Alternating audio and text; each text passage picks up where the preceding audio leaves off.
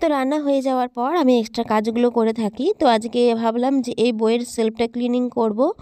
আর cleaning না করে পারছি না। তো এখানে সব মেয়ের বইগুলো রাখা হয়।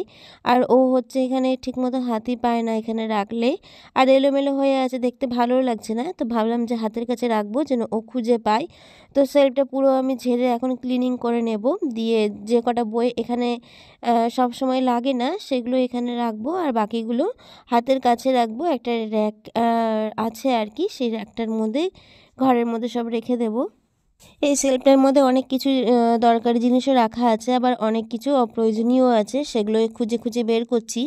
যেগুলো আর কোনো দরকার নেই, যেগুলো লাগবে সেগুলো এক জায়গায় আমি রেখে দিচ্ছি।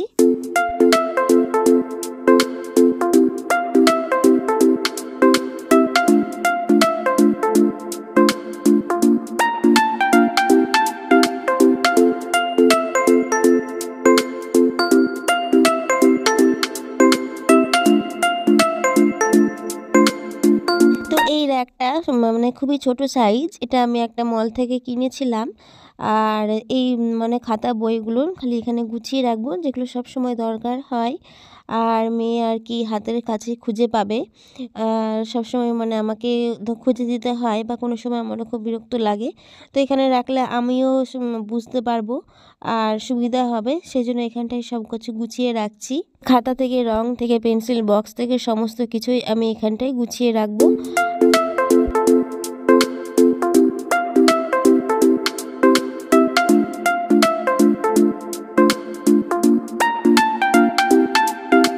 তো এইদিকে তো আমার বইগুলো গোছানো হয়ে গেল। তারপরে কিছু জামাকাপড় রয়েছিল কালকের, সেগুলো এখনও ভাঁজ করা হয়নি। অনেক জামাকাপড়ই কেচেছি। তো প্রায় প্রত্যেক দিনই এই কয়েকদিন কাচলাম। আর এই কোটটা আমি ইজি দিয়ে আর শ্যাম্পু দিয়ে কেচেছিলাম। বাড়িতে আমি হ্যান্ড ওয়াশই করেছি। আর নাইটি যেগুলো যা যা জামাকাপড়গুলো কেচেছি সব আবার ভাঁজ করে জায়গা মতো রেখে দেবো। আর এইদিকে হচ্ছে মেয়ে স্কুলে গিয়েছে, তার মধ্যে সব কাজগুলো সেরে নেব। মানে বাড়িতে একদম ফ্রি আর কি। তো সে ফ্রি মাইন্ডে সব কাজগুলো একের পর এক করে নিচ্ছি। গোছানো কাজগুলো, রান্না তো হয়ে গিয়েছে, তবে রান্নার পরও আরও অনেক কাজ থাকে।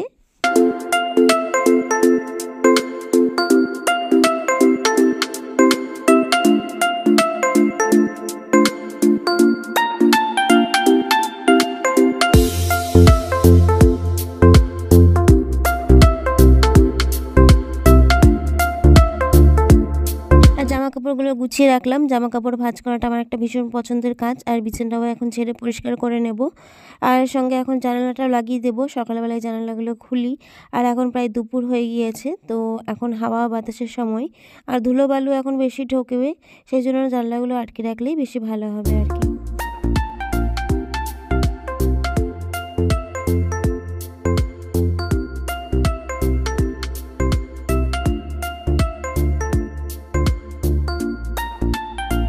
এবার হচ্ছে উপরের এই রুমটা ক্লিনিং করে নেব, আর এই ঘরের বিছানাটা পরিষ্কার করে নেব। এগুলো হচ্ছে রেগুলার কাজ।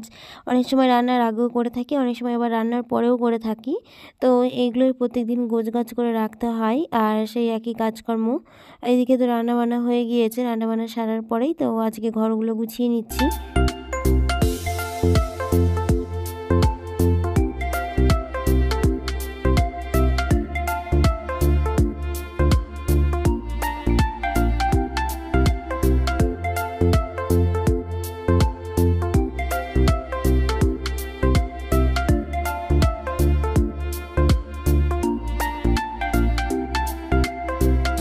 তো ঘর দুটোই আমার পুরো গুছানো হয়ে গেল, জামাকাপড়ও গোছানো হয়ে গেল। তো এদিকে কিছু জামাকাপড় কাচা হয়েছিল, সেই জামাকাপড়গুলো আমাকে মেলতে হবে। তো সেগুলোই চলে এসেছি এখন ছাদে মেলতে।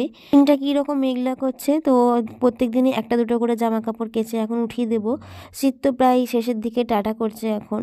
আর বৃষ্টি পড়লে আবার সেই ঘুরে ফিরে ঠান্ডা লাগছে, তো সেই জামাকাপড়গুলো আবারও বের করে পরতে হচ্ছে।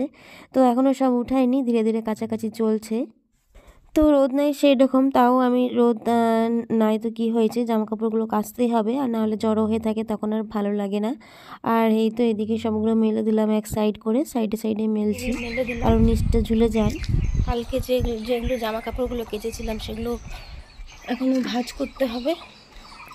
তো দেখো এদিকে চাদর তো সাইডে সাইডে মেললাম, মাঝখানে মেললে ঝুলে যায় দড়িগুলো। লুজ হয়ে গেছে। তো চলো আজকে এখানেই টাটা, আবারও দেখা হবে নেক্সট কোনো ভ্লগে। ততক্ষণে সবাই খুব ভালো থাকবে।